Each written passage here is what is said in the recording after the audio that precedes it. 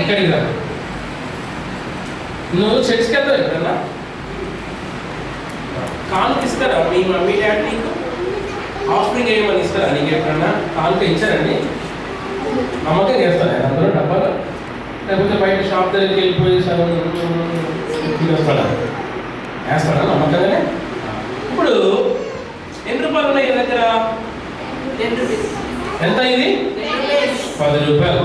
మనకు అప్పుడప్పుడు సండే స్కూల్కి వెళ్ళేవాళ్ళు, చర్చెస్కి వెళ్ళేవాళ్ళు, మన పేరెంట్స్ మనకు ఆఫరింగ్ ఇచ్చారనుకోండి, కానీ 10 రూపాయలు ఇచ్చారనుకో, ఆ 10 రూపాయలు తీసుకొని ఇంటి దగ్గర నుంచి చర్చ్ దగ్గరికి వచ్చేటప్పుడు మధ్యలో షాప్ కనిపించింది అనుకో, షాప్ దగ్గర చిప్స్, లేస్, కుర్కురే, బింగల్, చెంగలు, ఇంకేంటా చట్పట్, స్టిక్స్, ఇంకేంటమ్మా ఆ 5 స్టార్ పైప్స్, రింగ్స్, వింగ్స్ అన్ని కనపడి అనుకో, మన మైండ్ ఏమైపోద్ది, అరే ఆ ప్యాకెట్ 5 రూపీసే, మా మమ్మీ 10 రూపీస్ ఇచ్చింది కదా, ఒక ప్యాకెట్ తిందాం, ఇంకొక 5 రూపీస్ అర్థం లేక అనుకుని కొంతమంది అలా వేస్తారు.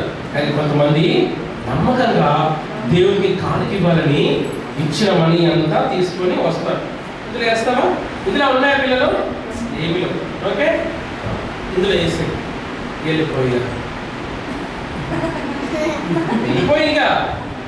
లేదుగా. అలాగా మనం ఎప్పుడన్నా దేవునికి నమ్మకంగా మనం కానుక వేసామనుకో, మనము ఎప్పుడన్నా హాఫ్ కట్ చేసి హాఫ్ వేస్తే దేవుడు దీవించాడు. ఎప్పుడైతే మన ఇంట్లో వాళ్ళు ఇచ్చిన అమౌంట్ అంతా తీసుకొచ్చి దేవునికి నమ్మకంగా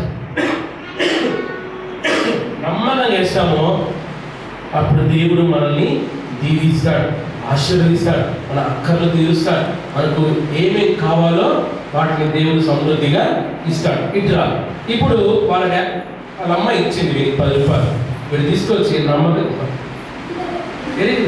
నమ్మకంగా దేవుడి సన్నిధిలో వేశారు. వేసిన 10 రూపాయలు దేవుడు ఎలా దీవించారో చూద్దాం. రైట్, అందరూ 1 2 3 చెప్పాలి. అందరు చెప్పండి. ఇంకోసారి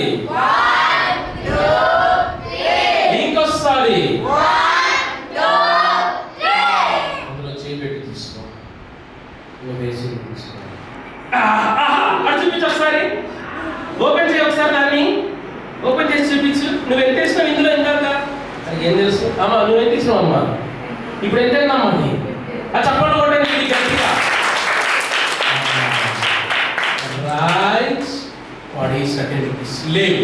రైట్, అలా మన దేవునికి ఎప్పుడైతే మనం నమ్మకంగా ఇస్తామో, నమ్మకంగా మనం దేవునికి మనం ఇస్తామో, అప్పుడు దేవుడు మనల్ని ఆ విధంగా దీవిస్తాడు. వెళ్ళు నాన్న, కూర్చో.